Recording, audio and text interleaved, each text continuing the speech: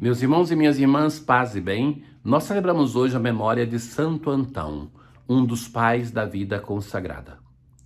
Hoje a antífona, em memória de Santo Antão, vai dizer assim: o justo florescerá como a palmeira, crescerá como o cedro do Líbano, plantado na casa do Senhor, nos átrios do nosso Deus. Se fala da exuberância do justo, que não é possível esconder uma lâmpada.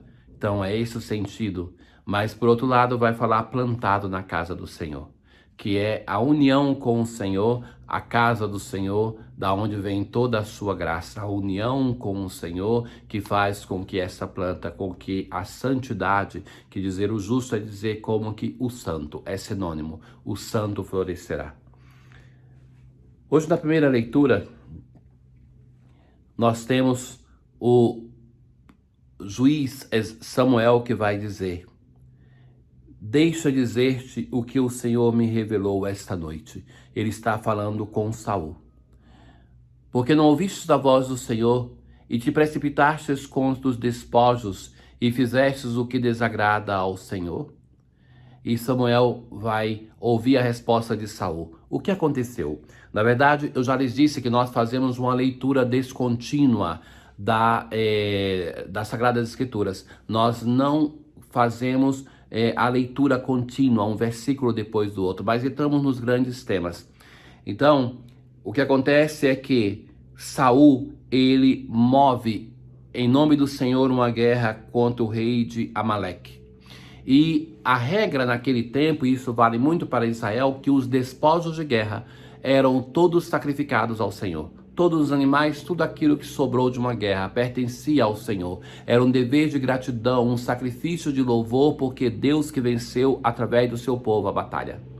Então, o rei Saul, ele autoriza o seu exército a repartir entre si os despojos de guerra. E isso então tem o primeiro problema que Samuel já advertia quando o povo pedia um rei. Então, que ele vê Saul como aquele que se considera um concorrente de Deus. Alguém que pode decidir o destino do sacrifício e pegar para si ou decidir sobre ele aquilo que vai ser. E então ele se explica e Samuel replicou: o Senhor quer holocaustos e sacrifícios ou quer a obediência à sua palavra? Ou seja, onde está a tua falha? Porque você não fez o sacrifício? Porque ele fala uma parte eu dei para o Senhor, mas ele fala não, a obediência à sua palavra. A palavra diz que deve ser assim. A obediência vale mais do que o sacrifício. Então, a partir daqui tem toda a riqueza desse tema que vai percorrer a literatura profética, que vai dizer assim que Deus está cansado dos sacrifícios gordos do seu povo. O que ele quer de fato é a obediência, é um coração contrito, é a conversão do seu povo. Assim, porque rejeitastes a palavra do Senhor, não obedecendo-a, ele te rejeitou. Tu não és mais rei. Samuel, ele vai ter muitos problemas com Saul. Então, ele nunca vai ser convencido sobre este rei. E Saul vai dar muitas mostras de que não é digno da função que ocupa. Então, assim está quase terminando a história deste primeiro rei de Israel. Mas o Salmo de hoje vai dizer assim: a todo homem que procede retamente, eu mostrarei a salvação que vem de Deus. E é o tema do sacrifício. Eu não venho censurar teus sacrifícios. Não é o problema do sacrifício em si, mas é o problema de que para Deus vale mais um coração contrito, a obediência à palavra, do que o próprio sacrifício. Quem me oferece o sacrifício de louvor, este sim é o que me honra de verdade. A todo homem que procede retamente, eu mostrarei a salvação que vem de Deus. Hoje, no Evangelho, nós temos um fato que os discípulos de João Batista, o próprio João Batista, os discípulos dos fariseus, os fariseus também, eram pessoas que eram dadas às práticas de religião de Israel. O dar esmola, o rezar, o fazer jejum. E era comum entre eles jejuarem 2 dias por semana, nas segundas e nas quintas-feiras. Então, assim sendo, os discípulos de João Batista e os fariseus estavam jejuando. Então vieram até dizer a Jesus: por que os discípulos de João e os discípulos dos fariseus jejuam e os teus discípulos não jejuam? Por que vocês se dispensam do jejum? E Jesus vai responder: os convidados de um casamento poderiam, por acaso, fazer jejum enquanto o noivo está com eles? Então, esta imagem, que não é original de Jesus, já usada no Antigo Testamento, mas a imagem da união entre Deus e o seu povo como uma união matrimonial, esponsal. O amor esponsal é aquele mais usado para falar do amor de Deus das Sagradas Escrituras. Então, a primeira resposta de Jesus é essa, e vai dizer assim: um momento, o esposo vai ser tirado, ele. Então, nesse tempo, eles devem começar a jejuar. É o nosso tempo. O esposo foi nos tirado com a sua paixão e morte na cruz, depois com a ascensão, e agora é o tempo que nós devemos jejuar na esperança da volta do Filho de Deus. Jesus continua com duas pequenas parábolas que vai reforçar o sentido dessa imagem do matrimônio. Ninguém põe um remendo de pano novo numa roupa velha. Então, o que acontecia na antiguidade? Quando um tecido se rasgava, se pegava um tecido novo, o tecido novo, quando era molhado, ele então encolhia.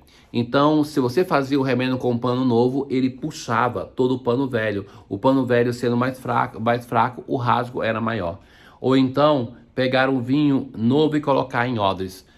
O odre, ele é feito com a pele de cabra ou de ovelha. Então, quando ele é novo, você coloca o vinho novo e ele vai envelhecendo com o vinho. Quanto mais novo é o vinho, mais ele fermenta. Então, quando você coloca um vinho novo em um odre velho, o odre não suporta a fermentação do vinho e ele se rompe. O que Jesus quer dizer com essas três imagens? Do matrimônio, do tecido e do odre. Quer dizer assim que a novidade do Evangelho anunciada por Jesus é tão radical, é uma mudança tão grande em tantas coisas, e não somente na prática, que é preciso uma conversão na imagem de Deus, uma conversão no aceitar que o Filho de Deus é a revelação plena do próprio Deus. Então, que é uma mudança tão radical que não basta somente mudar as práticas externas, mas que é preciso mudar a partir de dentro, no nosso coração. E isso vale para aquelas pessoas que provinham do mundo hebraico ou do paganismo, mas vale para todos nós. Nós facilmente aderimos a uma maquiagem da vida religiosa, a simplesmente mudar a nossa parte exterior. E aí então acrescentamos gestos, acrescentamos véus, acrescentamos diversas coisas, mas que isso não basta. É preciso mudar o coração, é preciso deixar nos transformar pela ação de Deus em nós. Meus caros, a liturgia deste dia, ela nos coloca Santo Antão, este pai da vida consagrada. Aquele homem que, muito jovem, ele vai para uma vida ascética. Depois, quando a igreja também precisou dele, ele vai se dedicar ao apostolado. Mas que em torno dele se agregavam outras pessoas dispostas a uma vivência religiosa.